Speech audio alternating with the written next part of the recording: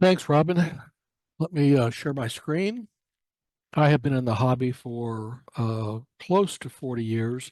The first 10 years or so, I spent modeling different rear grand and standard gauge. And then in the late 90s, as I was looking for something different, I stumbled across a small group here in Dallas that was coming together to model SN3. They were building a portable layout. One of the members of that group was Keith Stamper, along with Paul Cleveland, Tom Petrick, Clark Womack, and Gary Rush, who was the founder of the group. So that's how I got into SN3.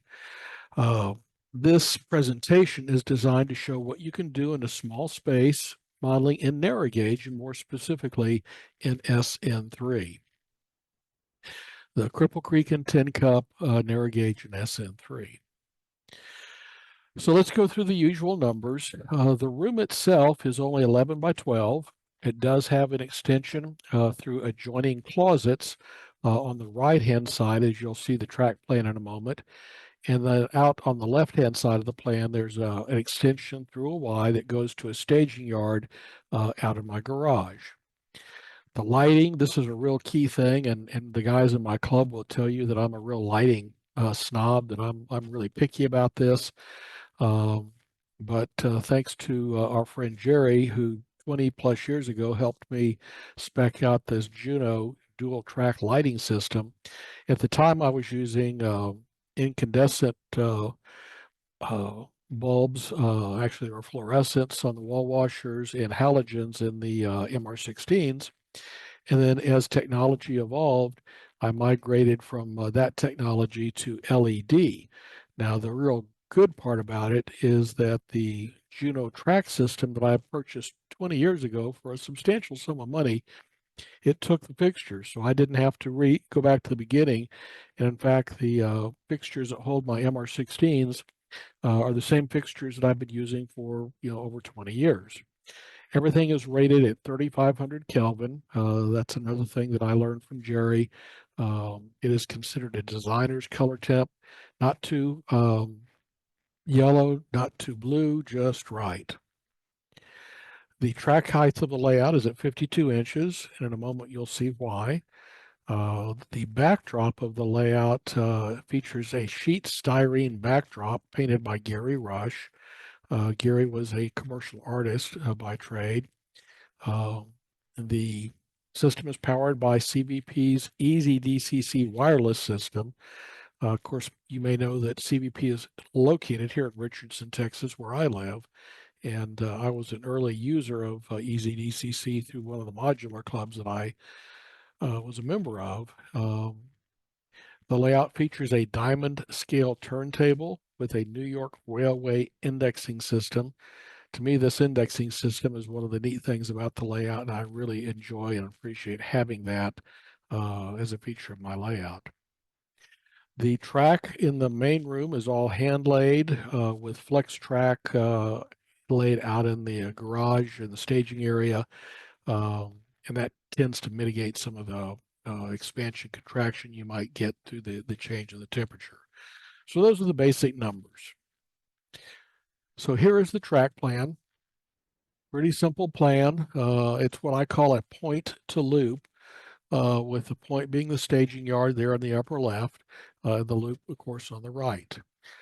One of the fun stories I like to tell about my wife, Debbie, is that the extension through the closets there on the right-hand side, years ago when Keith and John McBee and a couple of the other guys were helping me do bench work one Saturday, Debbie was getting ready to leave, and the guys had suggested that we could expand my usable space by running that return loop through the closets. Well, the lower closet there on the right actually services the den, and the closet on the upper right services the bedroom that we were using. So I asked my wife if she minded if we ran some track through the closet. And she looked at me kind of funny and said, all right, I guess so, whatever. And so she left on her way to go run her errands on that Saturday. Well, as soon as the car pulled out of the driveway, we got busy, started cutting holes through the sheetrock, got the spline roadbed laid through there. And by the time my wife got home late in the afternoon that day, we had track laid on top of that spline. She went to open the door to the den closet and looked at that track, said, "What is this?" And I said, "We asked, and you said yes." And we have never let her forget that. So that's been a source of a lot of fun with my wife. Here's the reason why the track height is at 52 inches. It's up high enough so that I can use the space underneath. You'll see that the bench work is cantilevered off the walls. And then I have bookcases around two of the walls. The bookcases were actually built for me by a friend, Kenny Collins. And I had him build these particularly tall and deep to accommodate all of my oversized railroad books. Of course, over on the left is my workbench. Now, I don't know if your workbench is as messy as mine, but this is, gives me the chance to sit in a chair, work at the workbench while I've got trains running right above. And then turning back around, you'll see the entrance into the room there off the right. We did replace the door there with a bifold door. The door on the left feeds that closet. It had a bifold door, and I just have left that in place. If you open that up, you can actually see my stash of unbuilt kits, brass collection, and track that run through that closet and come back around through the tunnel there in the mountain on the right-hand side of that image. Back to the lighting, this shows the current feature, the current version. That's a dual circuit track lighting made by a company called Juno. The small square fixtures host LED version or MR16 style bulbs. The center fixture is a new LED style wall washer. I was able to purchase 6 of those from Juno as I was migrating from incandescent over to LED. And again, everything rated at 3,500 Kelvin. Going out to the garage, this shows the staging yard as it exists today. Now, when I first started this, it was just a sheet of plywood on top of some shelf brackets that you can see there behind the boxes. But over time, I wanted to protect the layout from dust and whatnot, so we boxed it in. And then my friend Kenny Collins was the one to suggest using this piano hinge there at the bottom with a couple of locking mechanisms at the top. And so when you unlock the doors, they drop down out of the way and reveal the layout, which has since been scenic to be an extension of the model railroad. Close up, you can see we've got trees and static grass, all the normal things that you would see inside the layout. You can see the very right-hand side of the image at the end of the yellow passenger car. That's the entrance that goes through the tunnel into the yard of my layout on the other side of the wall. And then looking back the opposite direction, it's about 14 feet in staging. There's 4 tracks, one just a dead end stub, and then 3 tracks together that have turnouts on either end. The most recent feature, if you look in the very top left corner of the image, Keith was down here for Christmas maybe 2 years ago, and he brought with him a suggestion, an idea from a friend of his, Dave Burrows, there in Canada. And Dave had adopted RV backup cameras to provide a remote view of what was going on in his layout. So you'll see a little black square up there in the top left corner. There's also a camera on the opposite end, and they feed into a little monitor that's about 6 by 8 that I have hanging on my fascia in the train room. One other thing, the marble that sits on that flat car is actually marble from Marble, Colorado. Years ago, when I was visiting my wife's family there in Montrose, Colorado, we made a side trip up to Marble. I salvaged some chunks of marble alongside the road. Recently found a rock shop here in the Dallas area who was able to cut that for me, and so I now have a load of marble from Marble, Colorado. So I want to talk about the rest of the layout in terms of evolution of individual scenes. So we're going to start with the turntable in the yard. So here is the diamond scale turntable with the bridge. The turntable and the bridge were assembled by Keith and put into place.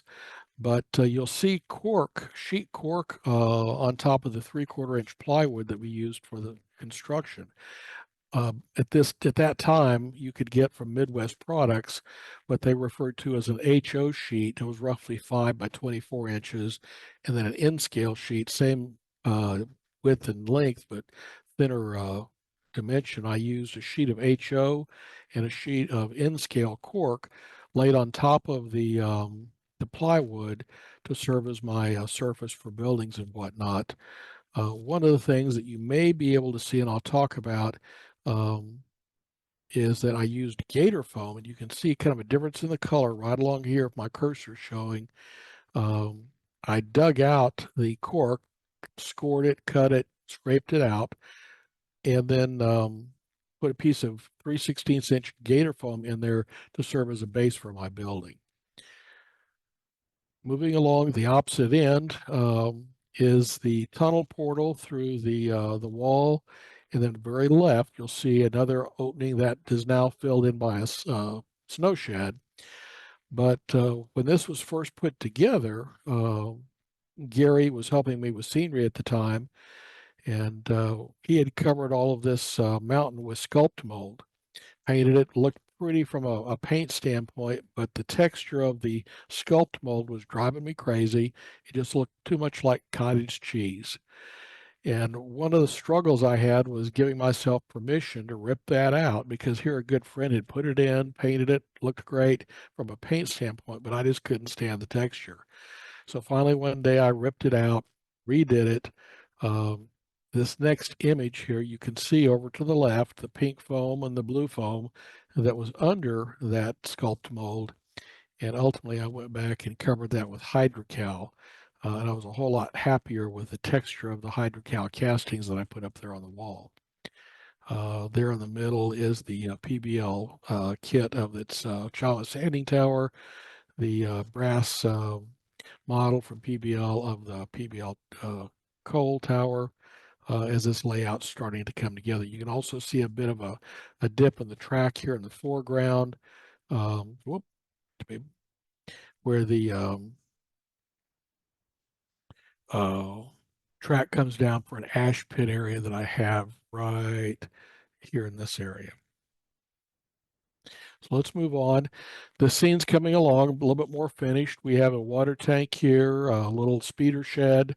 You can see that the difference in the texture of the hydrocal casting there around that tunnel portal.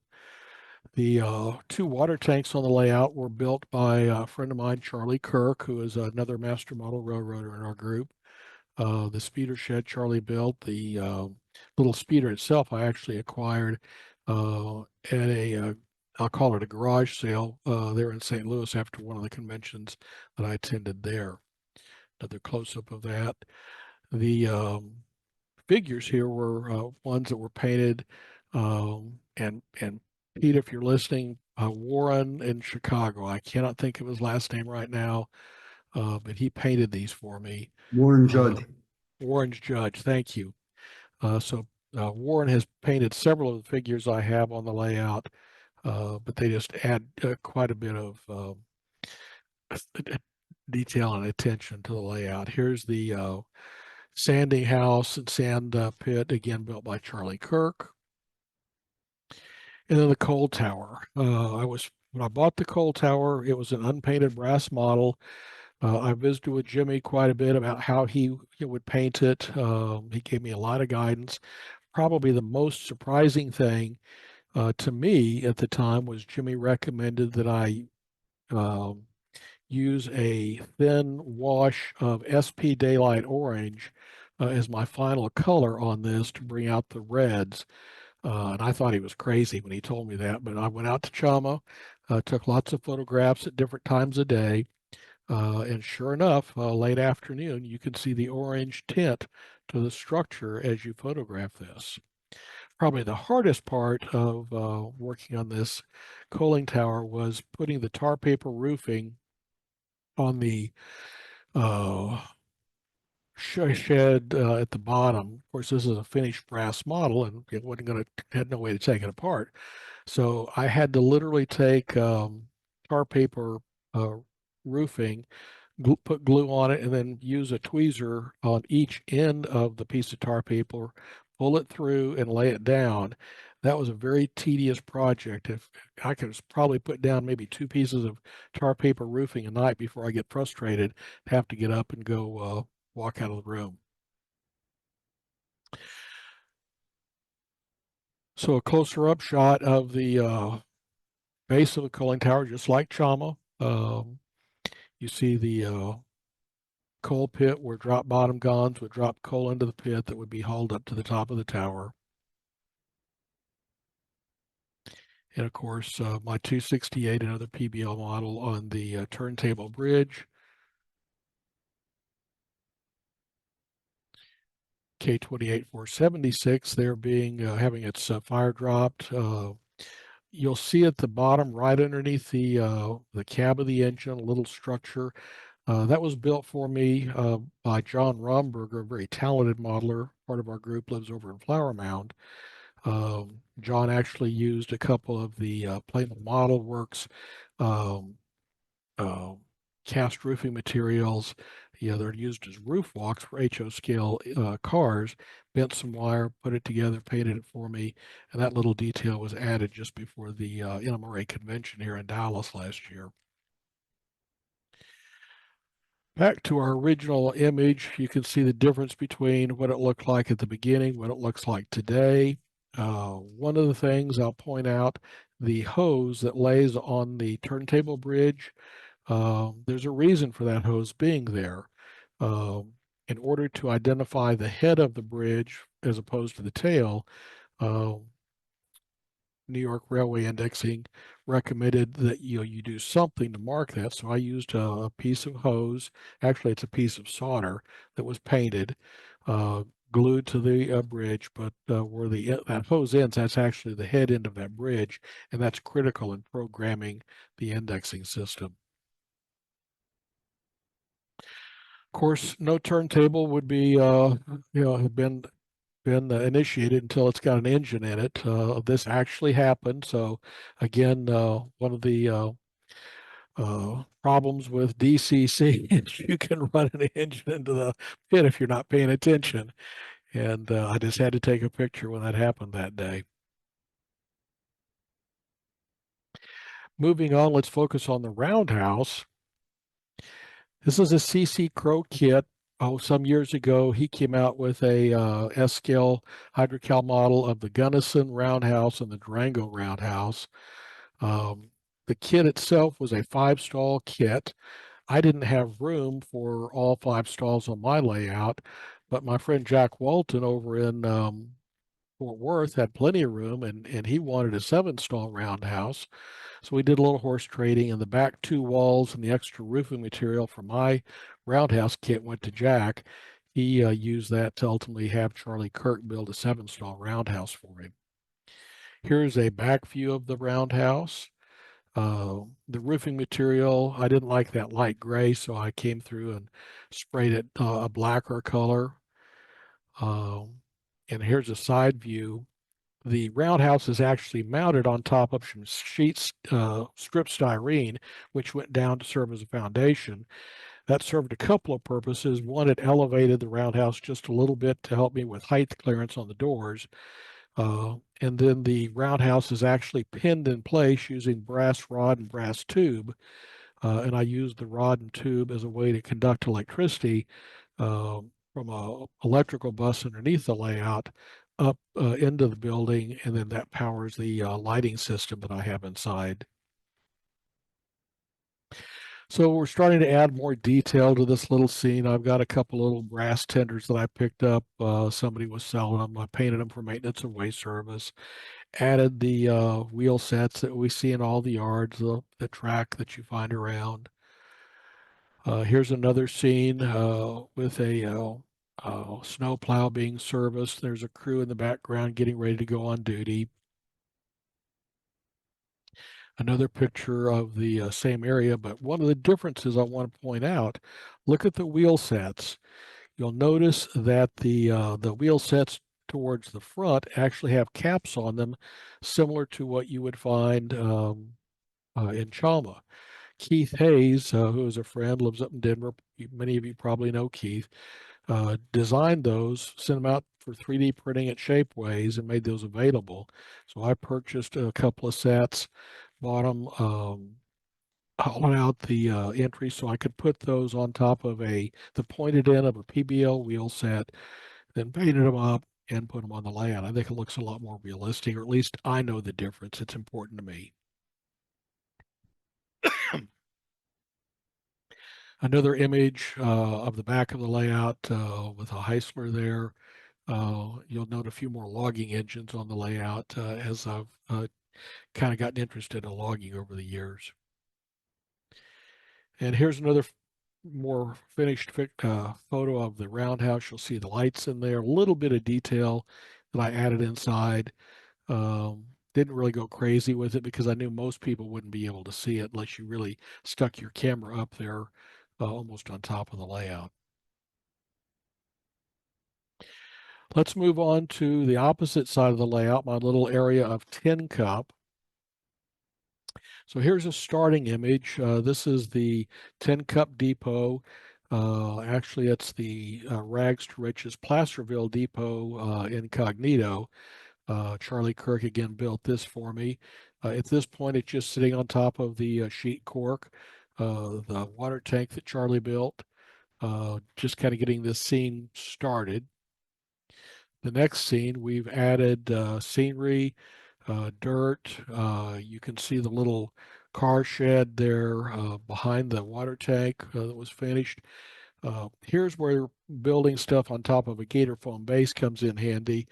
I was able to reach over, cut out the cork uh, to allow that gator foam foundation, but then that allowed me to build that little structure in on my workbench and move the whole thing and drop it into place and then put scenery around the edges to camouflage that it was built on the workbench. Another image looking, this is if you stand in the doorway and look down the track, you'll see the Tin Cup Produce building there in the background of the St. Thomas Church, and then the Gibson Drug there on the right. Same area, but you can see a lot more scenery, a lot more ground cover and whatnot has come in as the layout evolves over time. You see the trees in the background. Another shot from the doorway looking at the back corner of the depot with a little town there just beyond on the other side of the tracks. A shot with 499 coming in with the passenger train for the day. Have more figures on the platform.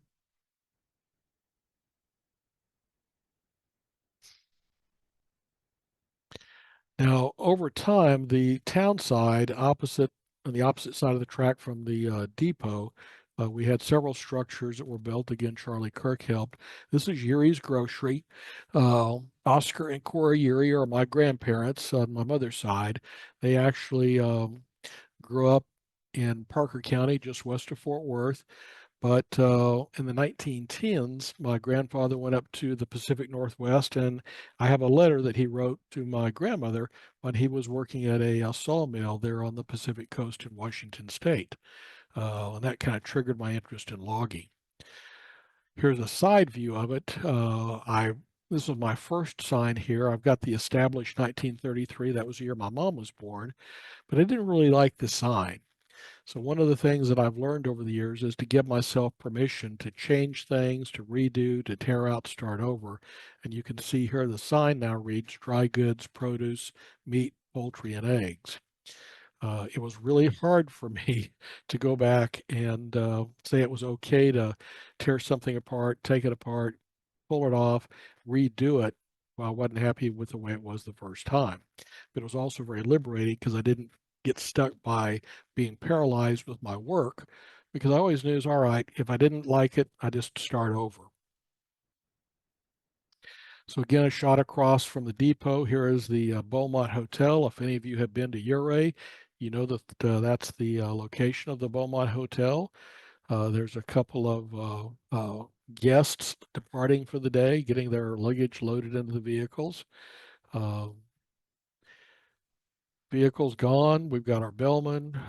Again, people saying goodbye. And then on the back side, between the bar and the hotel, we have a gentleman coming out of the bar and negotiating rates with one of the women of the hotel. Coming around to the opposite side, this is a shot of Gibson and Company. My wife was from Hope, Arkansas, and her family ran the town drugstore. It's called Gibson Drug. It's still there today.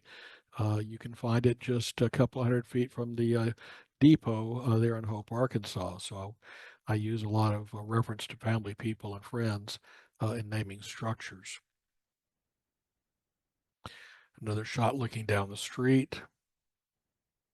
You can see how we've added more scenery, trees, um, just to complete, the evolution of scenes like this. Here's the Stamper Machine Works. This was a resin kit that I found that Charlie put together for me, painted up to have kind of a New Mexico feel to it with a brown stucco and the blue trim. Uh, we've got detail parts inside. And then off to the side is my little auto dump. We'll talk a little bit more about autos in my clinic next month, where I talk about stripping S-scale vehicles that you can get in the Johnny Lightning and whatever packages, stripping them and repainting them. Moving on to the Tin Cup Growers Association. Now, one of the things about model railroading that I always enjoy is having inspiration from things that I've seen out in the real world. In other words, what's the prototype? So in Montrose, Colorado, if any of y'all have been there, the Montrose Potato Growers Association building, been there for years. It's right across the tracks from the Montrose Depot. And before my wife's parents passed, we would drive by this building every day, going out to the west side of town to their home. I just thought this was a cool building, always wanted to model it, put one on my layout. So here was my first attempt. I couldn't tell you today what that structure was. It was a hydrocal kit. I kind of taped it together from the inside, placed it on the layout, but just didn't really like it, didn't feel comfortable with it. While visiting a friend of mine down in Houston, I saw that he had used an HO scale Salida coal structure, coal building, uh, but he had carved out the doors and windows to accommodate S scale doors and windows. So I thought that was a pretty neat idea. So that's what I did. I got a kit um, from the builder down in San Antonio, started cutting out the doors and windows to accommodate S-scale parts and began to put this together. Used pan pastels to color the brick and the rockwork below. Here I've added in the doors and windows. I've put together the platform that I scratch built, the little walk-up platform, kind of placing it there on the layout, getting kind of taking pictures to kind of get a sense of what's going on. Do I like what I've done? Here's a photo with the roof on it. You'll notice that this is what I think are called fish scale roofing. Um, it's actually construction paper that I cut into strips using pinking shears and then laid each strip down to get that fish scale effect on the roof. I don't know whether that's 100% prototypical, but I thought it was pretty cool and I liked it. And so that's what I did. You can also see a bit of the signage that I've started to apply, the Tin Cup Growers Association. Here's a front image uh, of the building. And of course, the Gator foam base, where I cut into the sheet cork and used Gator foam to help me build this on the bench. Let's move on to the St. Thomas Church. This is one of the structures that I'm really pleased with. And of course, my inspiration growing up in New Mexico, the mission style churches were very much a part of my experience living in El Paso and then with my folks in Albuquerque when I left for college. This is the St. Augustine Mission Church south of Albuquerque. And of course, everybody should know the Rancho de Taos Mission Church in Taos, New Mexico. This church has been made famous through photographs done by Ansel Adams, paintings done by George O'Keeffe, and it was just a neat structure. So that was my inspiration. So here's the start. I actually found a kit that was manufactured years ago by a fellow out in California. I ordered the kit. It arrived. I started looking at it, realized this just wasn't going to work. For one thing, he had modeled the church with the wings that come off at the back, so it was too wide, and this didn't really care for the construction.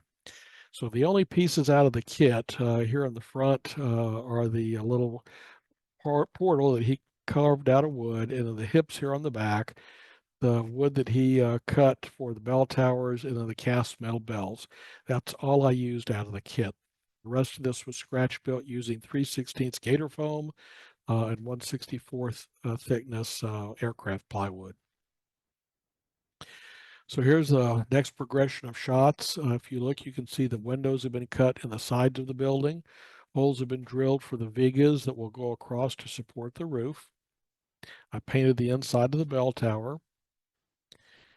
And here I've got it all assembled. I used the one little can of putty, whatever it was he supplied in the kit, to apply putty to everything. The fence around the property, around the church, is again 3/16 gator foam cut to size. Um, Gator foam is just a really neat product. If you haven't been using it for scratch building or on your layout, it's something you need to try.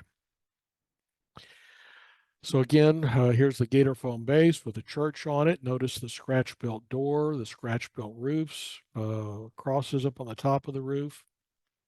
The vigas are now in place. Statuary in the courtyard, which is very typical of the mission style churches that you'll see in New Mexico. And it's named after Thomas Petrick, one of the members of our club. The one thing that is still lacking on this is the figure coming out of the church is actually an HO scale figure. I've been looking for years to find an S scale figure that would represent a priest or a monk or a friar. So if anybody knows of such a thing, let me know. I would love to pull that figure out and replace that guy with somebody more appropriate. And let's move on to Lydecker Petroleum, again named after my good friend Bob Lydecker, who worked in the oil industry for his whole career. And again, the inspiration. Now, the trick question here is how many of you recognize this scene? I'll let you think about it for a minute. But I really liked this scene when I saw it on this friend's model railroad and thought, okay, I can get some inspiration, some ideas here. This is actually Pete Smith's layout in St. Louis. And I saw this and thought, okay, what can I do with this idea? I also got some prototype photos from Western Petroleum there in Montrose, Colorado. I took photographs all around this property because the backside actually butts up against the railroad tracks coming down from Delta and going on up to Grand Junction. So here's the start. I've got two vertical tanks, cast resin tanks, and then a structure that's made out of manila file folder cardboard just to kind of get a feel for what I can do. And I'm studying this scene and trying to figure out, all right, how can I make this work? And I'm going to be happy with the space that I have available and what can I put in it. So I've added a gator foam base underneath the office building. Here I've drawn the lines in and started cutting in to put the supports underneath the structure there. I've also added another little pump shed to the right of the structure. I'm using various vehicles to try to get perspective and just get a sense of what this is going to be about. You can see the tank car there in the back that will service the tanks here at the petroleum dealer. Here I've added the gator foam base. I've actually replaced one of the two vertical tanks with three horizontal tanks. These are actually pulled out of a Walther's HO scale Interstate Petroleum kit. I've added doors and windows to the structure, added posts, using the Wild West models corrugated paper material for that building. Here's the fuel platform again out of the Walthers Interstate Fuel Kit. Got a sheet of styrene here as a platform for the trucks to pull up on. I've scratch built some stairs to the building, added some signage as the scene progresses. You'll see a little bit more detail, a couple more vehicles. Take a look at the tanks there in the background. You'll see that there's now a platform going across the top of the tanks, along with warning decals there on the ends of the tanks. Again, more detail having been added, oil drums, pumps, whatnot, uh, pipe there on the right just off the platform. And now we're seeing pretty much a finished scene.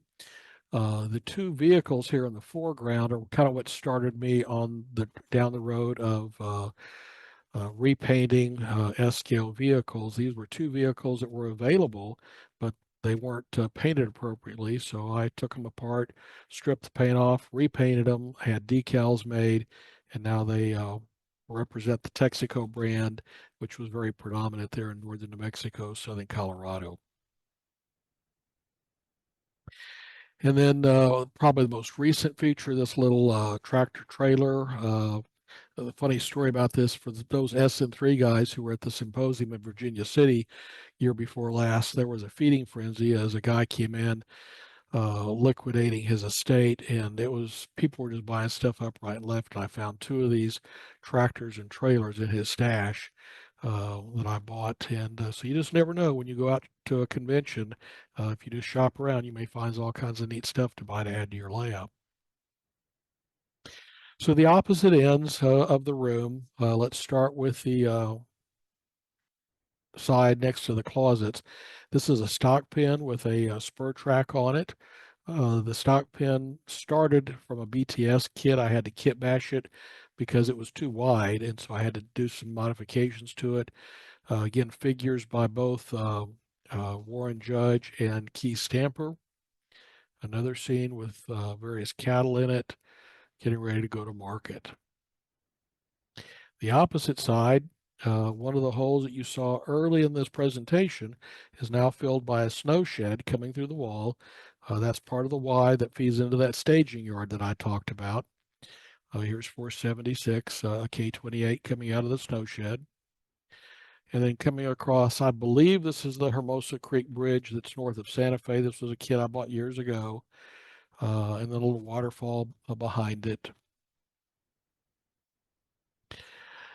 One of the things I'm really most proud of is the fact that my layout was featured in the Narragansett Shortline Gazette. And Jerry, I'm sitting here looking at Gage, and I'm sitting wondering, did I spell that right or not? Is that a typo? Oops. Yeah, oops. Oh No, well. no. Okay, it's all right. So it's just me having one too many glasses of wine tonight. Anyway, the layout was finished in the Gazette, featured in the Gazette. And this was part of the promotion for the NMRA National Convention, which was held here in the Dallas-Fort Worth area in 2023. My layout was featured during the layout tours. And so the NMRA sent Dan Munson, a photographer out of Kansas City, down to photograph my layout. Now, I will give you a qualifier that the images that Dan shared were very small files, but I wanted you to see what he did. He turned off all the lights in the room, used his own lights to begin to take images of the layout, and it gives a whole different feel to the layout because of the lighting effects that he used. A lot of the shots are from the same perspective, but the lighting is a whole lot different. So here's the St. Thomas Church with an train coming down in the background. Kind of reminds me of the images of Santa Fe before the Chile line was pulled up with trains coming down on Guadalupe Street in front of the church. Another image of LaChey pulling some scratch-built log cars there on the backside of the layout. And this is probably my favorite image that Dan shot. He put his camera there on the track back behind the roundhouse and turned it so he could take this image. I'd never seen this perspective of my layout in 20 years. And I just thought it was a really neat image. I wish I had a sharper version of this, but the lighting effects, the perspective, is just something I think is really neat. And then back to a perspective that you have seen in shots that I took, but here's the crew getting ready to go out, an engine on the turntable, looking down that track, down the side of the roundhouse. And of course, coming back to where we started with the very first image, the roundhouse with a little, number 50 diesel in it, a little Heisler there, and the first stall on the right. And that, folks, is my layout.